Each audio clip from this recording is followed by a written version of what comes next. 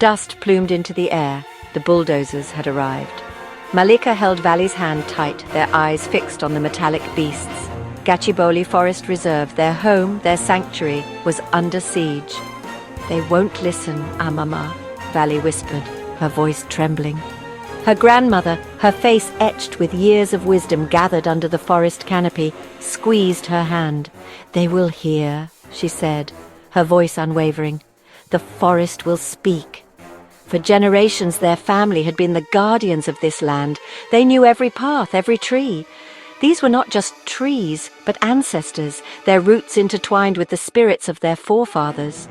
The lead bulldozer rumbled forward, its metal jaws poised to devour the earth. A shiver ran down Valli's spine. The fight for Gachibowli had begun. The FARST project loomed large, a futuristic city, a testament to progress. But at what cost? Mallika pointed to the ancient banyan tree, its branches spread wide like protective arms. "This tree saw our village thrive," she said. "It saw the Nizams come and go." Valli touched the rough bark, feeling a connection course through her. The trees whispered stories of old, of ancient rituals and forgotten gods. The air hummed with a power older than time. As night fell, the workers set up camp. Unease prickled at Valli's skin.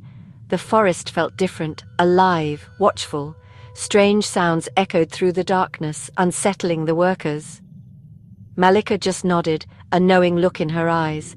"The spirits are restless," she murmured. "They do not give up their home easily." Whispers turned to screams. A worker ran from the forest's edge, his face contorted in terror. He babbled about shadows that moved, about voices that whispered his name. The air grew heavy, thick with a fear that clung to the back of the throat. The workers, strong men of steel and concrete, were reduced to whimpering shadows. Every creak of a branch, every rustle of leaves sent shivers down their spines. One by one they fled.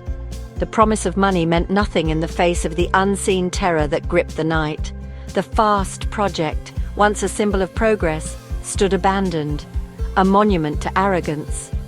Valli watched it all, her heart heavy. This was not a victory, not yet. She knew the fight was far from over. Then the rains came. Not the gentle monsoon showers, but a raging tempest, a cyclone that lashed the coast. Valli stood beside her grandmother, watching the floodwaters rise. "They called it progress," Mallika said, her voice barely audible above the storm's fury. "But the earth remembers." The concrete structures of the nascent smart city, built on disregard, offered little resistance. The carefully drawn plans of architects and engineers dissolved in the face of nature's raw power. Valli watched a lone sapling, a descendant of the ancient banyan, bend but not break in the wind. As the floodwaters receded, leaving behind a trail of destruction, Valli walked towards the sapling.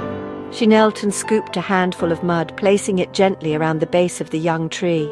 "We will rebuild," she whispered, "but this time we will listen."